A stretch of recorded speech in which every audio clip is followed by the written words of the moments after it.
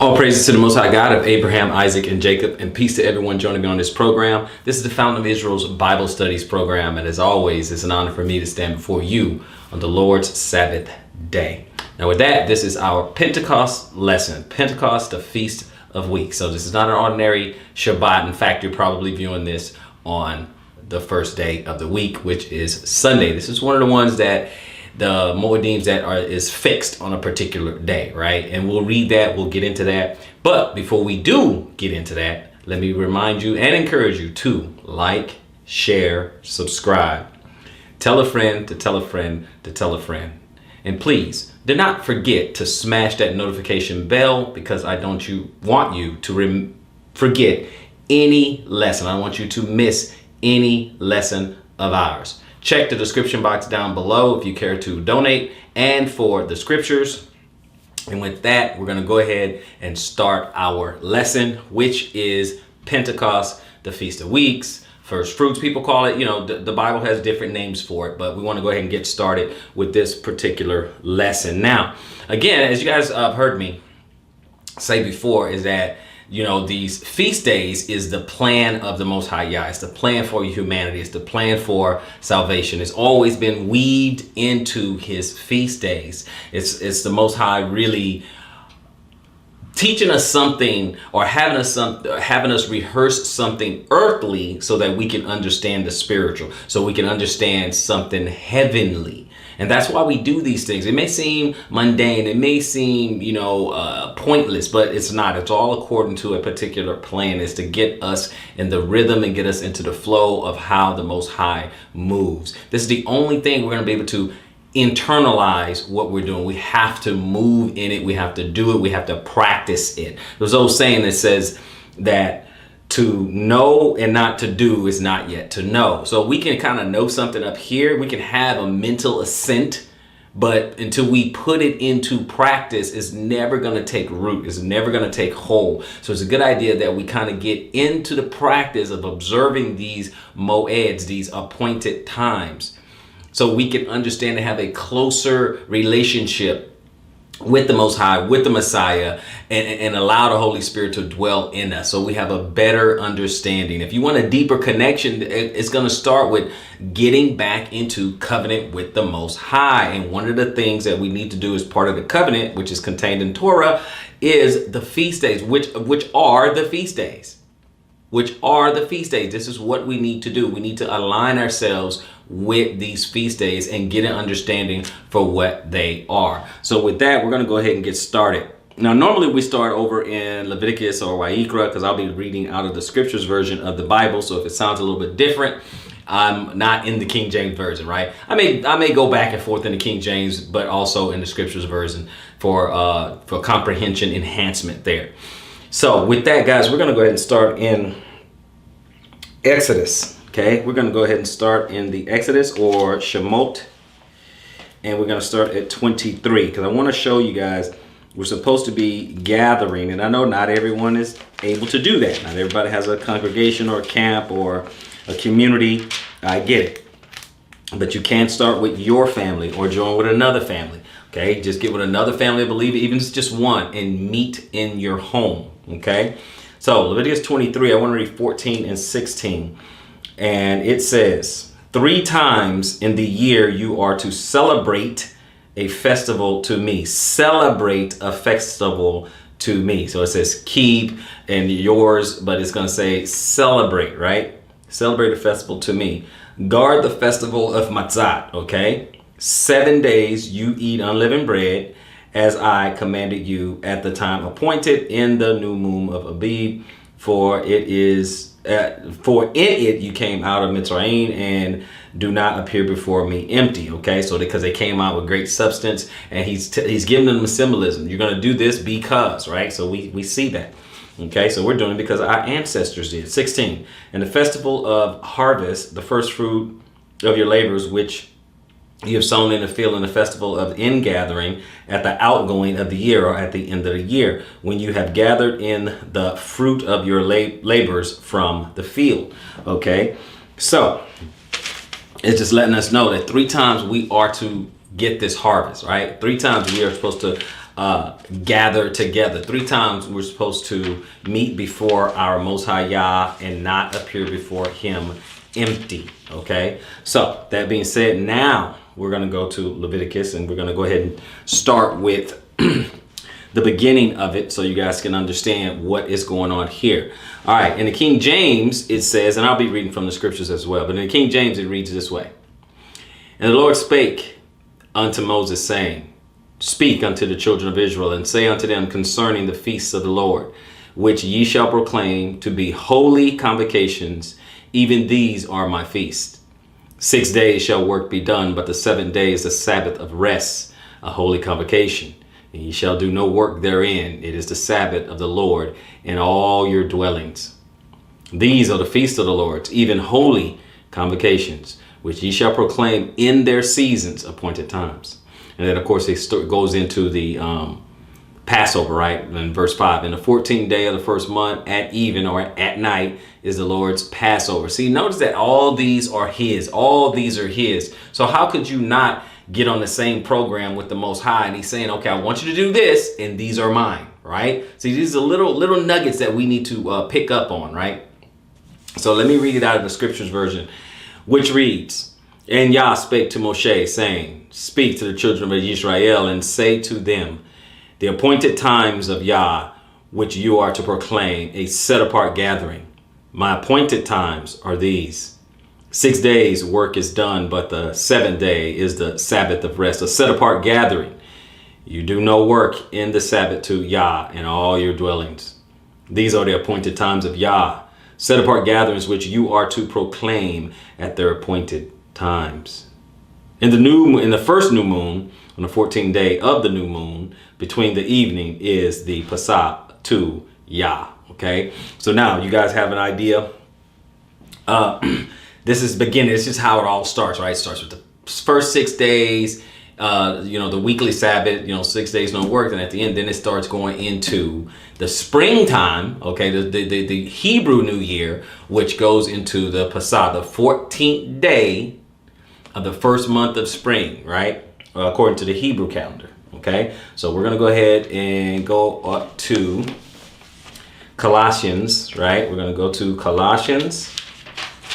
And we're going to go to Colossians, and we're going to read chapter 2. Chapter 2 of Colossians. We'll go chapter 2 of Colossians, and we're going to read 2 through 16. First, I'll read it out of the King James, which reads, And let no man therefore judge you in meat or in drink or in respect of a holy day or of the new moon or of the Sabbaths, which are a shadow of things to come, but the body is of Christ. Now, this is one of those scriptures that people twist, and they make it seem as though Paul is saying not to do it at all, right? Don't let someone judge you, in that because you're not doing it or whatever. No. He's saying don't let anyone judge you because you are going to be doing it, because they taught the law. They taught Torah. What we have to understand is that Torah is the covenant. Covenant is agreement. We have to agree. You have to come into agreement with the Most High. That's the problem. That's the caveat right there. They're not understanding that we have to come into agreement. We can't come with a rebellious spirit and rebellious heart and think we're going to be able to just do whatever we want. Just come in stiff-necked and we can just stay stiff-necked. It doesn't work like that. Okay, let's look at it out of the scriptures, which is chapter 2, 16 and 17. 16. Let no one therefore judge you in eating or in drinking or in respect of a festival or a new moon or Sabbaths, which are a shadow of what is to come, but the body of the Messiah. Okay. So he's just saying, it foreshadows. They say it's just a shadow. Oh, it doesn't mean anything. No. It foreshadows everything that we're doing. When we observe it, some people observe the new moon. Okay, they have a new moon festival or a new moon feast or a new moon dinner or something like that. Every time there's a Hebrew new moon, right? Every time there's a new month, they bring it in with a special dinner or something like that. When I was over in Missouri, there's a couple of congregations that are Torah keepers and stuff like that, and every new moon they'll have a special dinner or something like that, right? So you have that, and they look at it. I believe it's over in Psalms, or where David was celebrating a new moon, right? So I'm not saying you do it or not or whatever. I'm just mentioning what's going on out there. But they look at, these new moons. So it says celebrate the festivals, the new moons, the Sabbaths or whatever. Don't let anyone take this away from you. Don't let anyone take this prize from you. Because that's what they're going to do. Like, I wasn't even planning on reading 18. But look at that. Let no one deprive you of the prize, one who takes delight in false humility and worship of messengers, taking his stand on what he has not seen, puffed up by his fleshly mind. Okay, so he's just talking about, there'll be some people out there who try to reason you out of you obeying this covenant. So you got to think of it like this. If someone doesn't want you to do something that the Most High does want you to do, or if you allow your own fleshly mind to talk you out of it, it's like you're trying to get out of covenant. It's be, you're trying to put me back under the law. No, I'm trying to get you into covenant. I'm trying to get you into agreement with your Yah. Because outside of that, you're not in agreement. What did the Messiah say? Depart from me, ye workers of iniquity, of lawlessness. No law. You have no law. You have nothing to govern you. It's your own feelings and emotion and your own twisted, warped reasoning. And not what thus says the Most High. So I don't understand that. So we have to really get back into agreement. So that's why we do this, brothers and sisters. Are you with me? Okay, so let's go ahead and we're going to go to 1 Corinthians. Okay, let's go to 1 Corinthians. Let's see here. 1 Corinthians 5. And we're going to read a couple of those. We're going to read a little bit. I got one verse here, but we're going to read a little bit of that. Okay? Because you got people who thinking that, you don't have to do anything. It's that's Old Testament and all that. Okay? But we're going to read a little bit of that. And we're going to go down. I want you guys to pay attention. Pay close attention. Lend me your ear to what is being said. Okay? So 1 Corinthians 5, and I'm going to read verse 8, but then we're going to read a little bit more. Matter of fact, you know what? Let me just go ahead and read the first 8 verses, okay? Let's read the first 8 verses, okay? Just to give context. It is commonly reported that there is a whoring among you, and such whoring as is not even named among the nations, so as one to have his father's wife, okay? And you have been puffed up and did not rather mourn, so that he who has done this deed be removed from among you. For I indeed am absent in the body, but present in the spirit, have already judged the one who did this, as though I were present. In the name of our Master, Yeshua Messiah, when you are gathered together in my spirit with the power of our Master, Yeshua Messiah, deliver such a one to Satan for destruction of the flesh, in order that his spirit be saved in the day of Master Messiah, Yeshua. Your boasting is not good. Do you not know? Do you know that a little leaven leavens the entire lump? Therefore, cleanse out the old leaven, so that you are a new lump, as you are unleavened, without sin, right? For also Messiah our Passah was slaughtered for us. So let us celebrate the festival, not with old leaven, nor with the leaven of evil and wickedness, but with the unleavened bread of sincerity and truth. So I'm just saying that, so because verse 8 in the King James, it says, therefore let us keep the feast, not with old leaven, neither with the leaven of malice and wickedness, but with the unleavened bread of sincerity and truth, right? So I just wanted to give you that. I wanted to give you the difference between the two, how it's said. It means the same thing.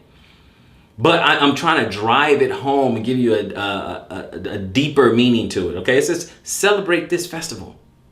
Celebrate this. And is this located in the New Testament?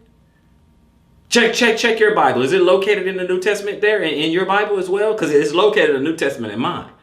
Okay, it is in the renewed covenant of mine. It's in the Brit Hadashah in my book.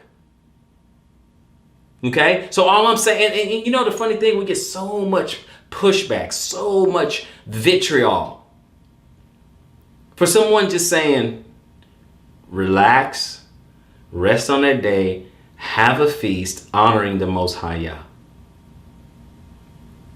Understand what they're fighting against. Understand that. He's asking you to relax, asking us to chill out, have a meal, depending on which feast day we're talking about, but have a meal and worship him. That's the requirement. Right? This is all we're talking about. And people have all this pushback. They get all this air in their chest and they get to arguing, well. Okay, what else are you going to do? What are you going to do? At least Pentecost falls on a Sunday, so when you were, and not everybody watching, okay, not everyone watching, but when you were Sunday Christian, you went to church, so now you come to class, you take this lesson, come to class, absorb what's being taught to you, absorb that. Have a meal tonight. Have a meal honoring the Most High, Yah feast. Relax. Is it that hard? I didn't say catch a plane ticket, catch a flight to Jerusalem. I didn't say that. You could do it at your house or join up with another family or go to a camp, a community or something, ingratiate yourself or something just so you can gather with these people. I know a lot of people are alone and they want to gather with the people of Yah, and I get it. If you can't do it this year, don't worry. Maybe next year. But whatever you do, just do it. Even if you're by yourself, just do it. He sees you. Most High sees you. Holy Spirit's right there. He sees you. Get you, your wife, children, get someone, anybody else who may be interested in just trying to observe. Get together, 2 or more. He's in the midst.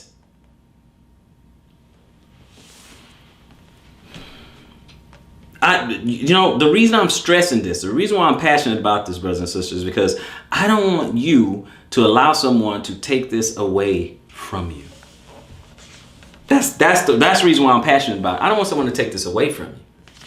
Okay, let's go to Peter. We're gonna go to 1 Peter actually.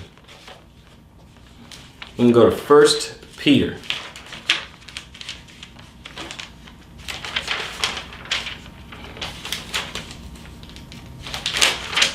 And when we get to 1 Peter, it's actually gonna be chapter 1. We're gonna read 18 and 19. 1 Peter, Kifa Aleph 1.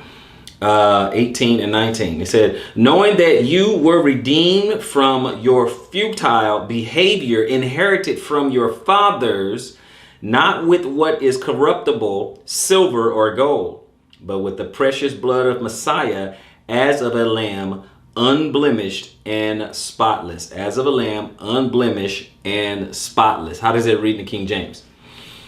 It says, for such as you know that you were not redeemed with corruptible things as silver and gold for your vain conversation, talking about your behavior, your vain conversation received by tradition from your fathers, but with the precious blood of Christ as of a lamb without blemish and without spot. Okay, so you're bought with the price. You're brought with the price. Okay, we're still talking about the Feast of Weeks. But I'm building to it. I'm getting a foundation here for you. Okay, let's go to Matthew. Okay, let's do that first. We're just building a nice little foundation so you have some understanding. Because so far, what we're doing is we're leading up to the Feast of Weeks. We're leading up to it. Okay, so we're gonna do Matthew 26. Okay, and we're just going to read really the first 2 verses. Matthew 26, first 2 verses. Okay, in the King James it reads this way.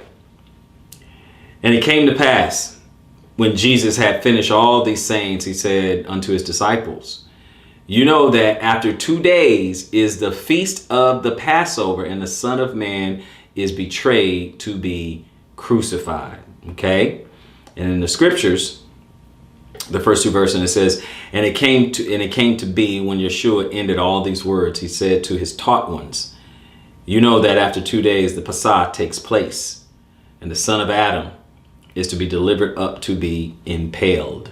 Okay, so you see how you see that, you see the subtle nuance there, you see it, and it just paints a picture. It makes it a little bit more vivid. And that's what I like about it. It makes it a little bit more vivid. You get a better understanding. Okay, so we're still in Matthew, but I'm going to go to 28 real quick. Let's go to 28, and I'm going to read the first 6 verses. Okay, first 6 verses. I'm building up to it. We're talking about the Messiah. We're leading up to it. Passover, unleavened bread, and of course, where we are right now is Feast of Weeks or Pentecost. We're leading up to it. Okay.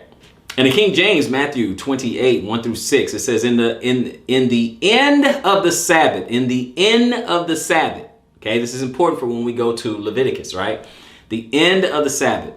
In the end of the Sabbath, as it began to dawn towards the first day of the week, where Mary Magdalene and the other Mary to see the sepulchre. And behold, there was a great earthquake, for the angel of the Lord descended from heaven and came and rolled back the stone from the door and sat upon it. His countenance was like lightning, and his raiment white as snow. And for fear of him, the keepers did shake and became as dead men. And the angel answered and said unto the women, fear ye not, for I know that ye seek Jesus, which was crucified. He is not here, for he is risen, as he said. Come, see the place where the Lord lay. Okay, so I'm going to show you this, guys. I want to do this again, and we're going to do it in the Scriptures version. 1 through 6. But late in the Sabbath, as it was dawning into day 1 of the week, so he rose on the Sabbath, late in the Sabbath, okay, because when they got there, he wasn't there. Better context, right? But late in the Sabbath, as it was dawning into day 1 of the week, Miriam from Magdala and the other Miriam came to see the tomb. And see, there was a great earthquake, for a messenger of Yah came down out of heaven and came and rolled back the stone from the door and sat on it. And his appearance was like lightning, and his garments as white as snow.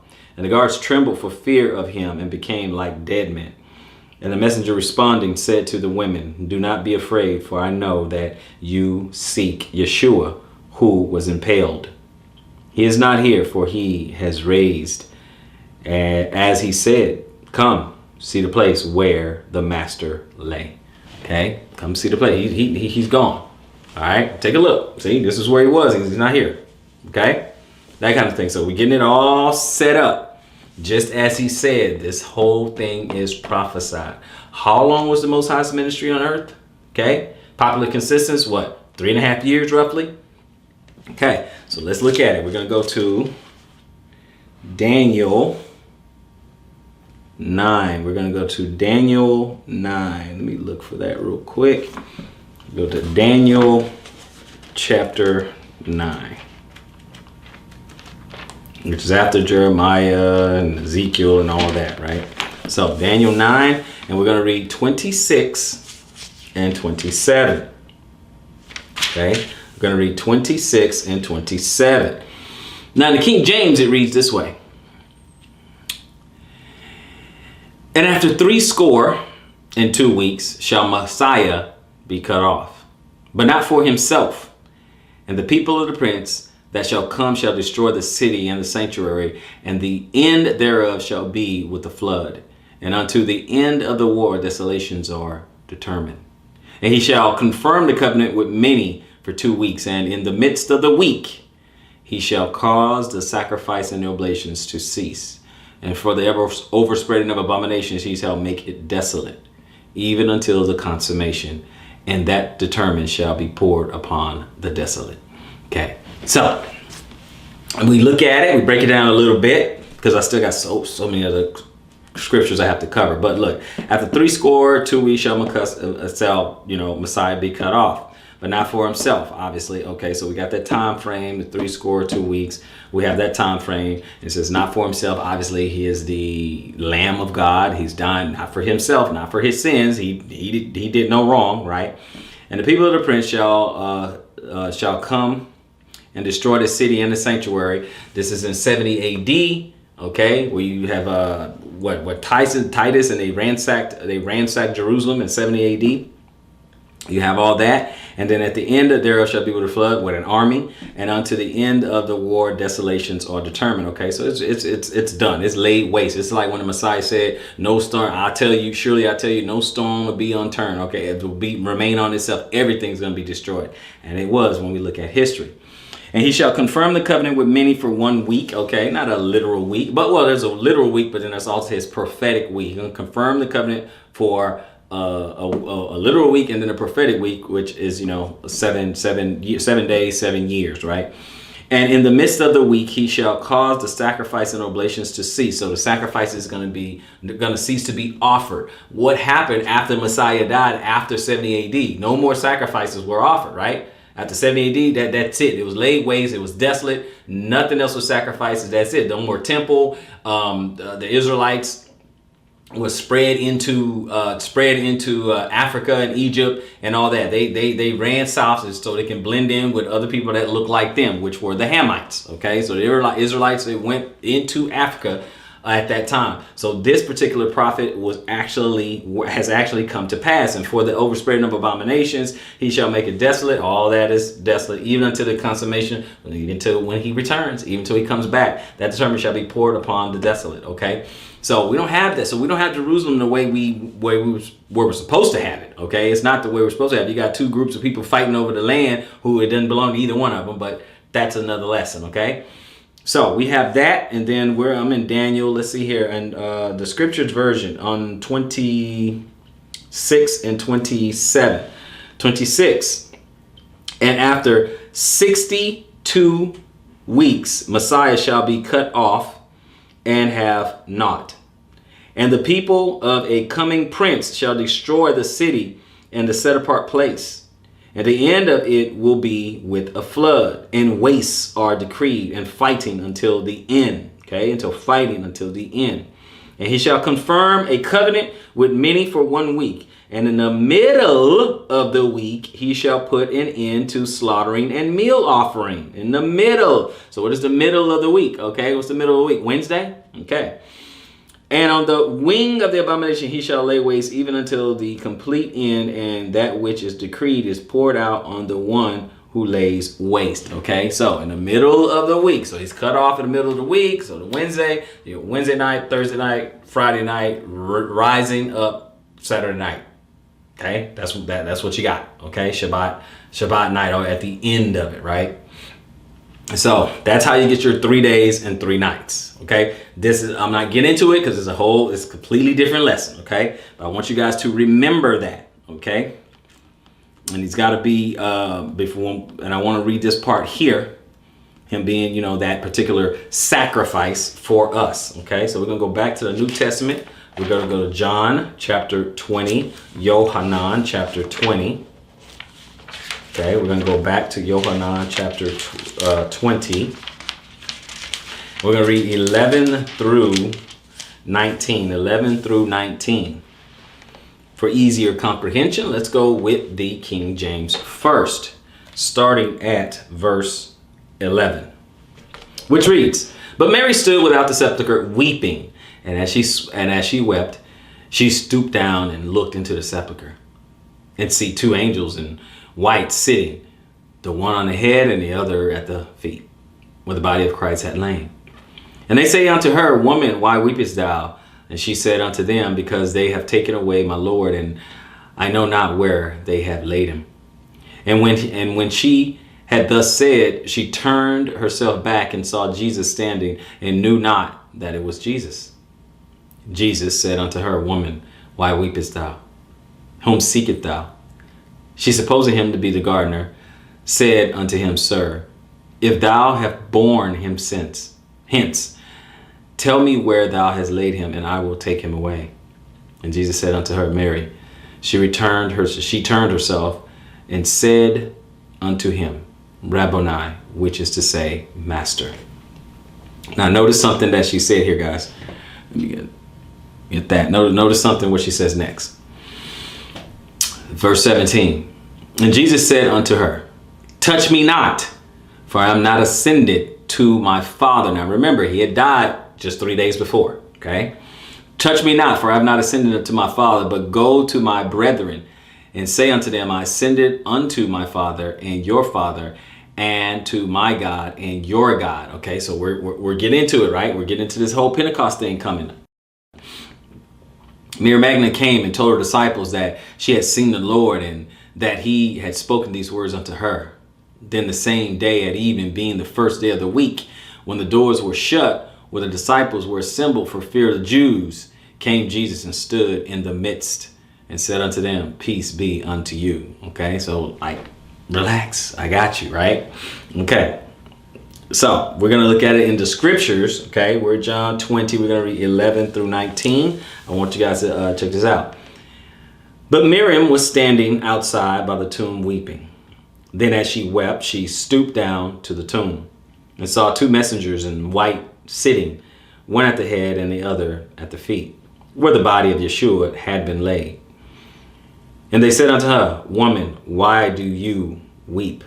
She said unto them, Because they took away my master, and I do not know where they laid him. And having said this, she turned around and saw Yeshua standing, but she did not know that it was Yeshua. And Yeshua said to her, Woman, why do you weep? Whom do you seek? Thinking he was a gardener, she said to him, Master, if you have carried him away, say to me where you put him, and I shall take him away. Yeshua said unto her, Miriam. She turned and said to him, Rabboni, which means teacher.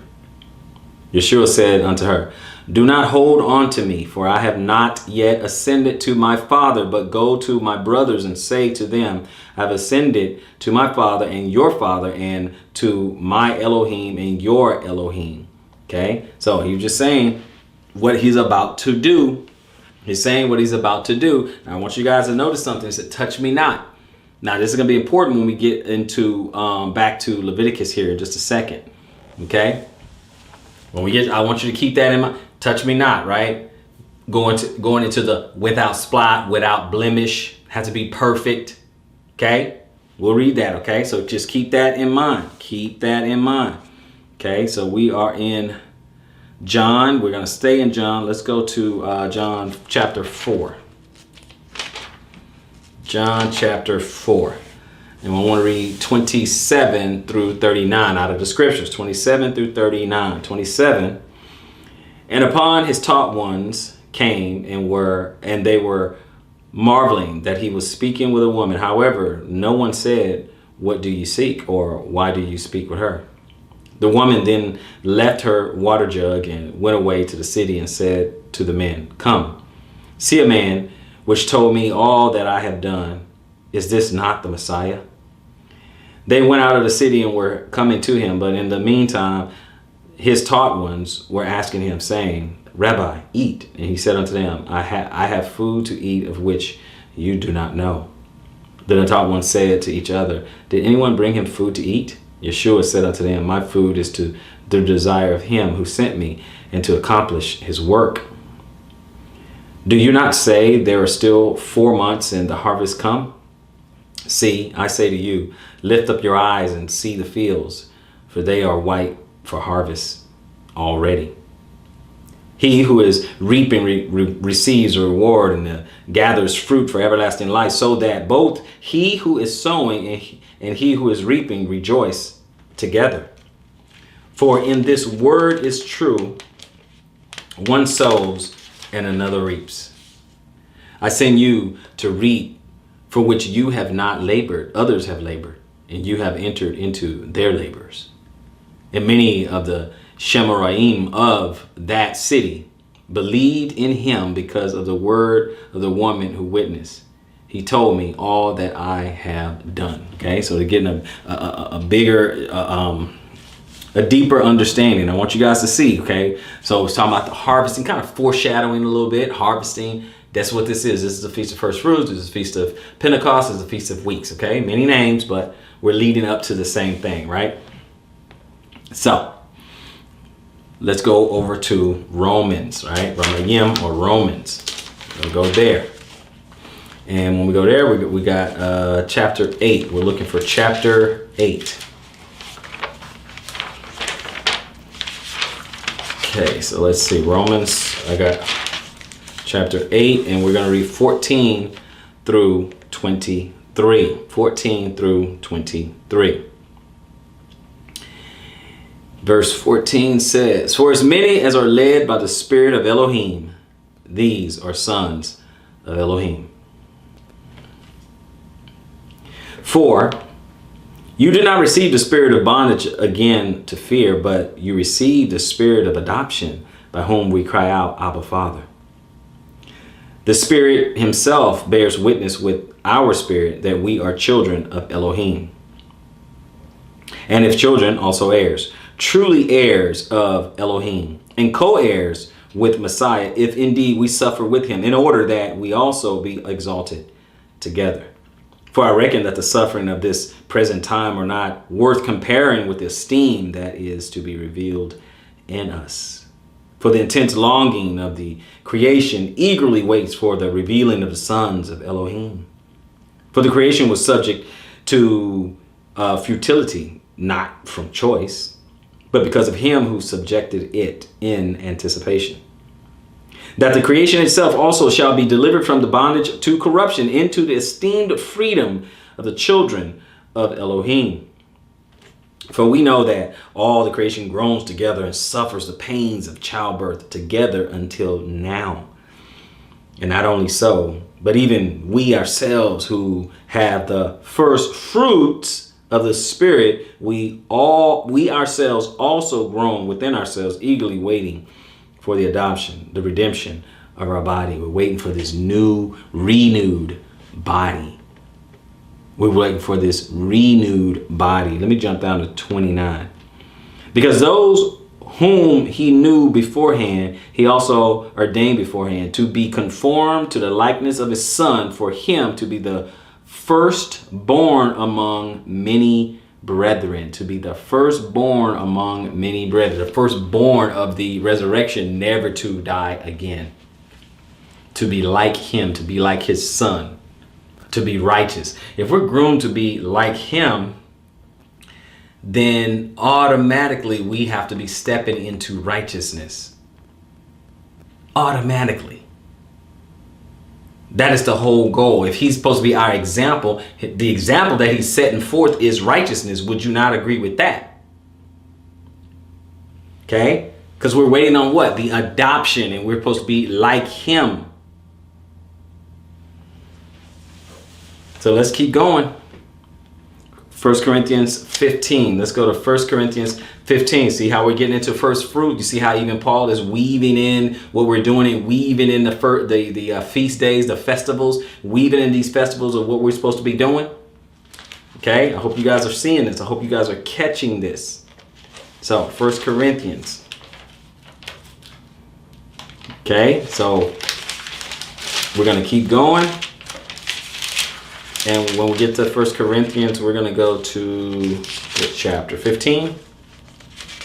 1 Corinthians chapter 15. Okay, I want you guys to remember the whole first fruits, touch me not, all that, right? Okay, so 1 Corinthians 15, we're going to read 20 to 23. Verse 20 says this: "But now Messiah has been raised from the dead and has become the first fruit of those having fallen asleep. For since death is through a man, resurrection of the dead is also through a man. For as all die in Adam, so also all shall be made alive in Messiah. And each in his own order, Messiah the first fruit, then those who are of Messiah at his coming, to be like him." The whole goal is to be like him. We're supposed to be the first fruit. Look at how he's weaving in these feast days into what we should be doing, using it as an example. So if you don't get into practice, look at what happens. You don't get into practice. A lot of people don't even get it into their mind. This is what you and I have been robbed of for years. This understanding, this covenant. This is what it's all about right here. Okay? It's supposed to be a first fruit. Okay? In the King James, it says, "But now is Christ risen from the dead and become the first fruit of them that slept." Okay?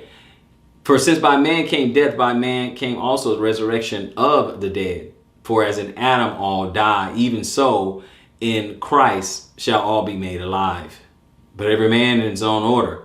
Christ the first fruit, afterwards they that are Christ at his coming, that are just like him. Or you guys are starting to understand, you're starting to get it, right?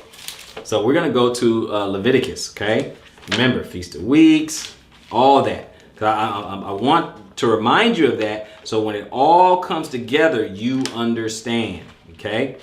I want it all to come together so that you understand. Now that we are in Wahikra or Leviticus, we're going to start at 4 and then we'll jump to 9.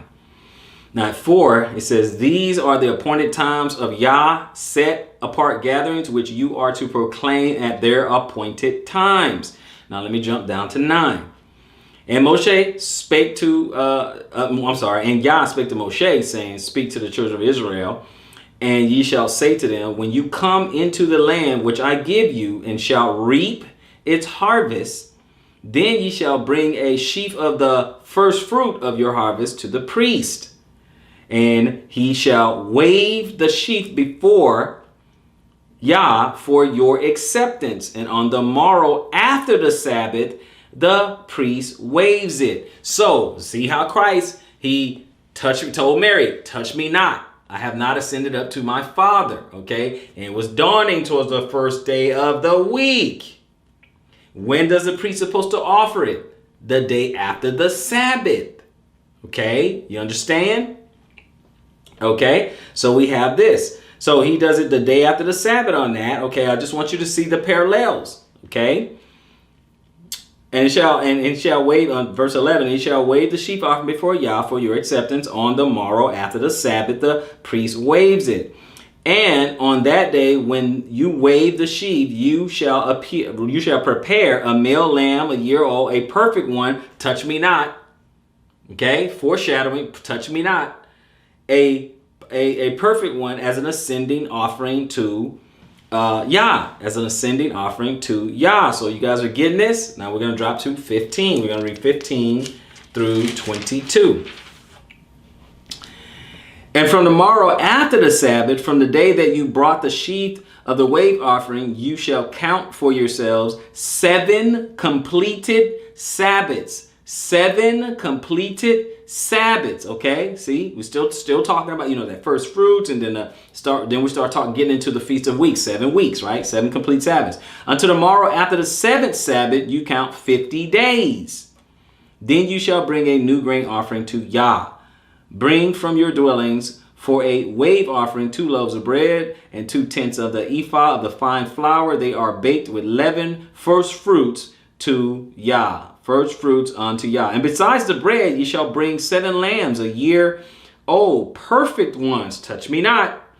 Perfect ones. And one and 1 young bull and 2 rams, and they are an ascending offering to Yah, with their grain offering and their drink offerings and offerings made by fire for a sweet fragrance to Yah. And ye shall offer 1 male goat as a sin offering, and 2 male lambs a year old as a slaughter of peace offerings. And the priest shall wave them beside the bread of the first fruit as a wave offering before Yah, besides the 2 lambs. And they are set apart to Yah for the priest.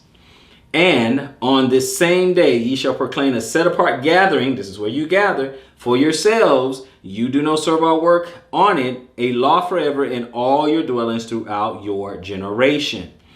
And when you reap the harvest of the land, okay, this is just for the poor, right?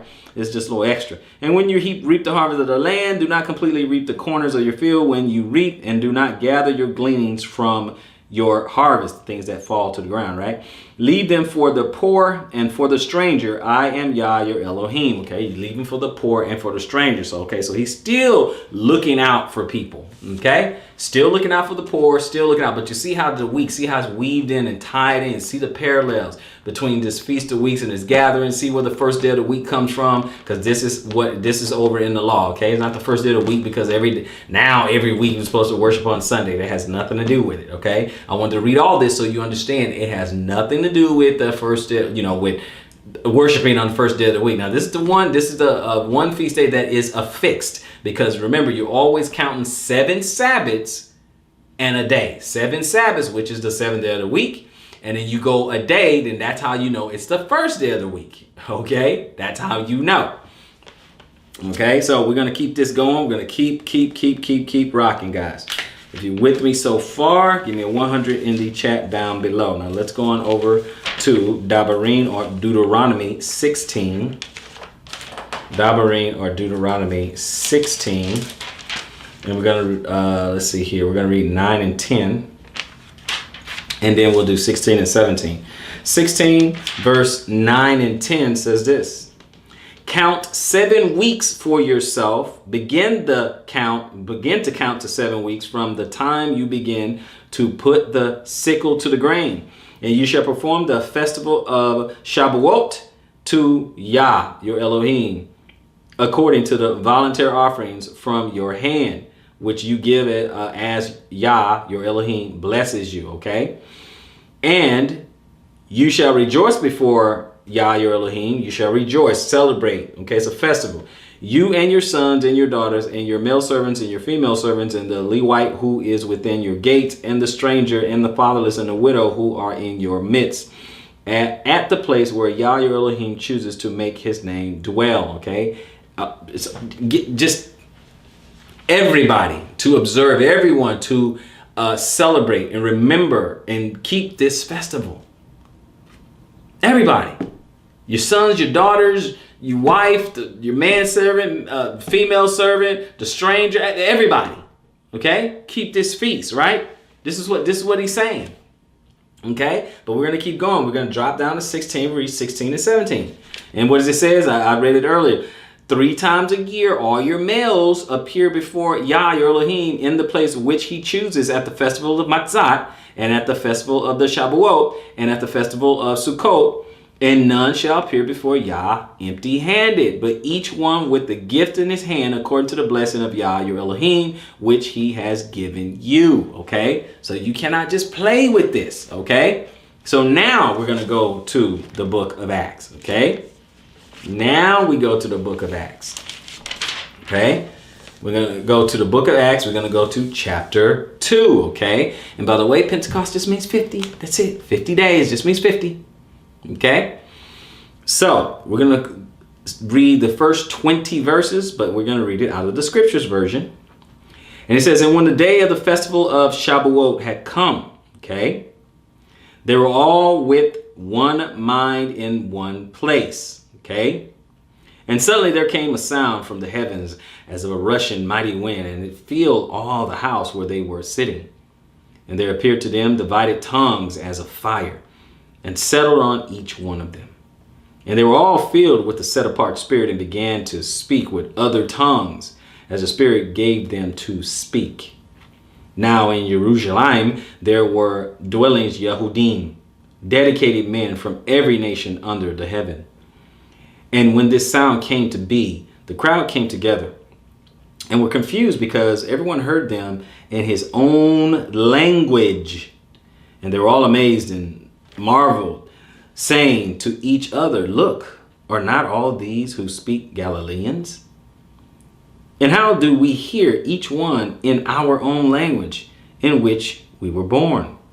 Parthians and Medes and Elamites and those dwelling in Aram, Naharaim, both Yehudah and Cappadocia, Pontus and Asia, both Phrygia and Pamphylia and Mizraim and parts of Libya around Cyrene, visitors from Rome, but Yehudim and converts, both Yehudim and converts, Cretans and Arabs. We hear them speaking in our own tongues the great deeds of Elohim. And they were all amazed and were puzzled, saying to each other, what does this mean? And others mocking said, they have been filled with sweet wine. But Kepha, standing up with the 11, lifted up his voice and said to them, men of Yehudah, and all those dwelling in Jerusalem, let this be known to you, and listen closely to my words. For these men are not drunk as you imagine, since it is only the 3rd hour of the day. But this is what was spoken by the prophet Joel. And it shall be in the last days, saying Elohim, for I shall pour out my spirit Spirit on all flesh. And your sons and your daughters shall prophesy, and your young men shall see visions, and your old men shall dream dreams. And also on my male servants and on my female servants I will pour out my spirit in those days, and they shall prophesy. And I shall show wonders in the heavens above, and signs in the earth beneath, blood and fire and vapor of smoke. And the sun shall be turned into darkness, and the moon into blood, before the coming of the great and splendid day of Yah.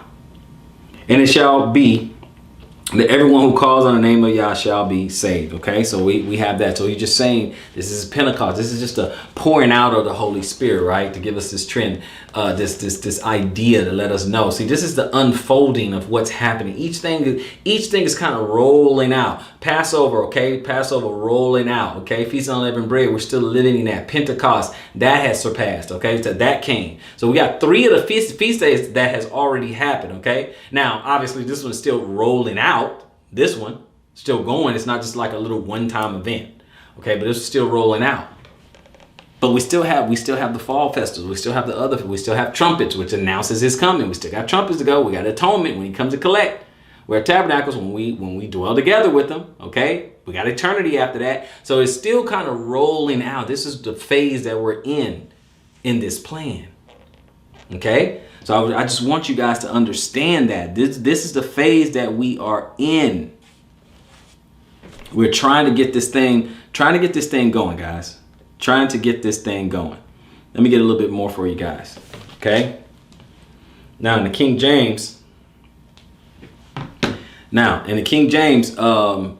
in Joel, we're going to just read a couple of verses. Okay. We'll read a couple of verses in Joel. So what Peter was referring to. So I'm going to go back there since he was referring to it, right? So 2:1, Joel 2:1, it says, blow ye the trumpet in Zion, and sound an alarm in my holy mountain. Let all the inhabitants of the land tremble, for the day of the Lord come, for it is nigh at hand. Right? So now I'm going to drop down to verse 10. This again is in the King James. The earth shall quake before them, the heavens shall tremble, the sun and the moon shall be dark, and the stars shall withdraw their shine, and the Lord shall utter his voice before his army, for his camp is very great, for he is strong that executed his sword. For the day of the Lord is great and very terrible, and who can abide? And 12, therefore also now saith the Lord, turn ye even to me with all your heart, and with fasting, and with weeping, and with mourning. This is how we do it, brothers and sisters. Now, I wanted to point this out because, we know the Old Testament say he's going to, pour out his spirit on all flesh and sons and daughters and all this other stuff. But I'm pointing this part out so you see that it's unfolding, but all of it hasn't happened yet. Okay, it's not complete. Okay, but it will be complete. It will be complete. All right. If the first three has happened or happening, best believe, take it to the bank that the last 4, okay, of these feast days will also come to pass. Okay, will come to pass. So now let's go on over. That was in the King James. We're going to stay in the King James. Let's go to Isaiah 34:8. Okay, Isaiah 34:8. It says, "For it is the day of the Lord's vengeance, and the year of recompenses for the controversy of Zion." Do we have a controversy in Zion right now? Is he coming to settle the score? Okay, so he's going to get that. It's going to be all fixed when the Messiah comes. Okay, it's going to be all fixed. So don't worry. Don't worry. Isaiah 63:4, and it says what? For the day of vengeance is in my heart, and the year of my redeemed is come. It's coming close, brothers and sisters. It's coming close. That day is coming. Okay, so now let's go ahead and go back to Matthew. Okay, we're going to read a couple of verses here.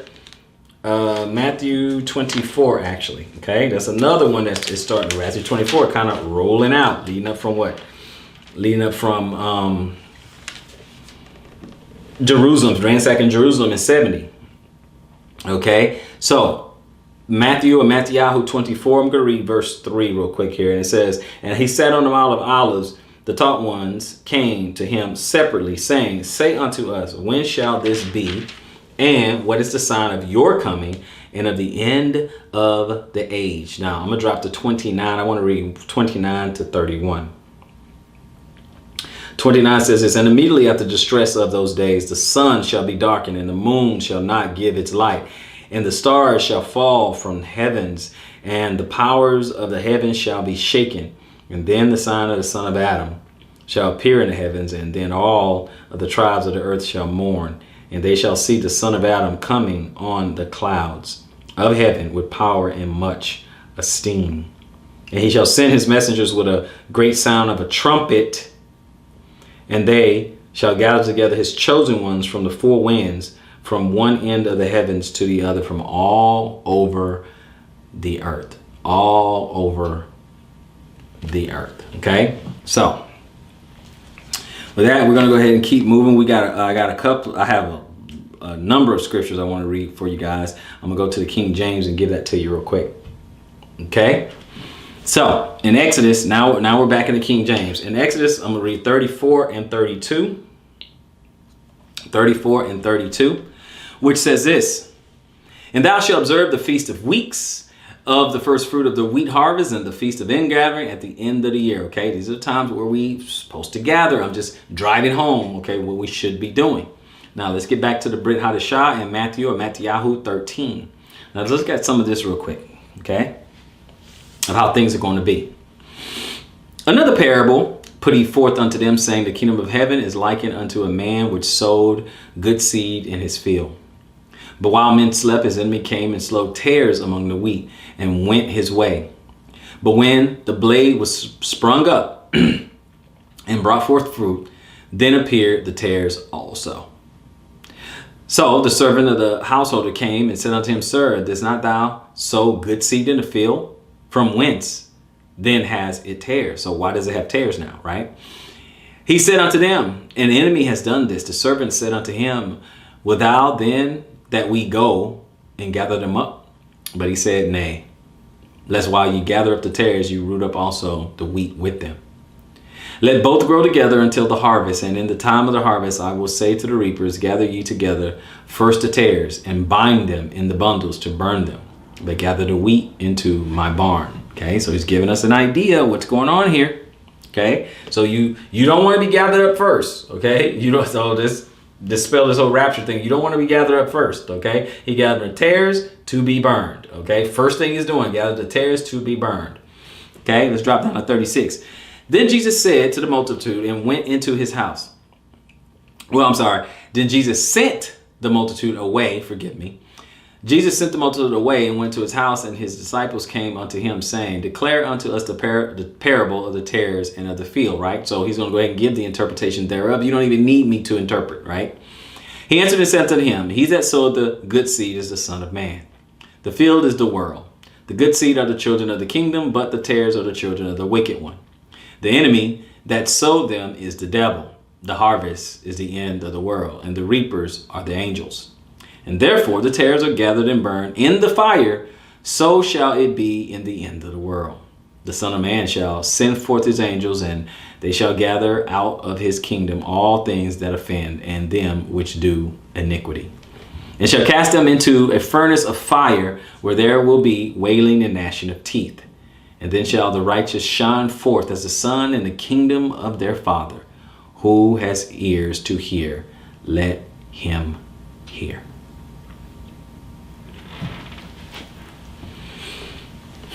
This is how this is going to happen.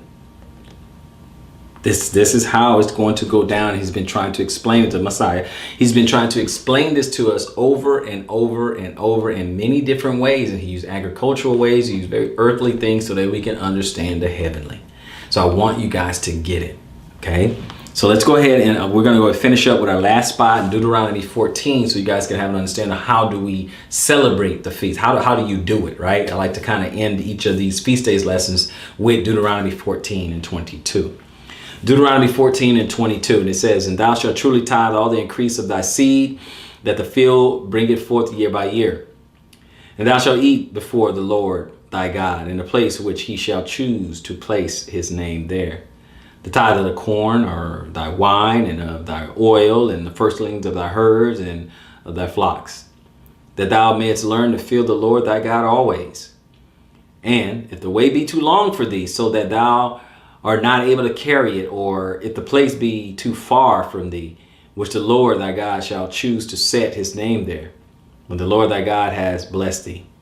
Then shalt thou turn it into money, and bind up the money in thy hand, and shall go unto the place which the Lord thy God shall choose. And thou shalt bestow that money for whatsoever thy soul lusted after, for oxen, or for sheep, or for wine, or for strong drink, or for whatsoever thy soul desire. And thou shalt eat there before the Lord thy God, and thou shalt rejoice, thou and thine household. Okay, so that's kind of how we observe this whole thing. Okay, now remember, they've been doing it. They had to do all this right here for like 40 years before they ever even got Jerusalem. And we know Jerusalem is ransacked, so we can't go and do that. Okay? But it does not hurt us to rehearse the matter, to get back into covenant. Okay? We're just doing this to try to be obedient. We just do the best we can. We're not experts at it. Why? Because we hadn't been doing it for centuries. But just like they pulled back out the book, in Amos, and they pulled back out the book and was like, hey man, look, we're supposed to be doing this. And they just got back to doing it. They got right back at it after they come out of captivity. They got back to it. Okay, now we're still in the captivity, but we happen to be in a captivity where we can do it. You are able to worship the God you want to, at least until the very end. Then that'll be tested. Okay, but for now, you can. And you should. Okay, so before I let you guys get out of here, I will invite you to like, share, subscribe. Tell a friend to tell a friend to tell a friend. Check the description box down below if you care to donate. Smash that notification bell. And I hope someone has been edified by this lesson. So until next time, search the scriptures. Improve all things. Shalom, Israel.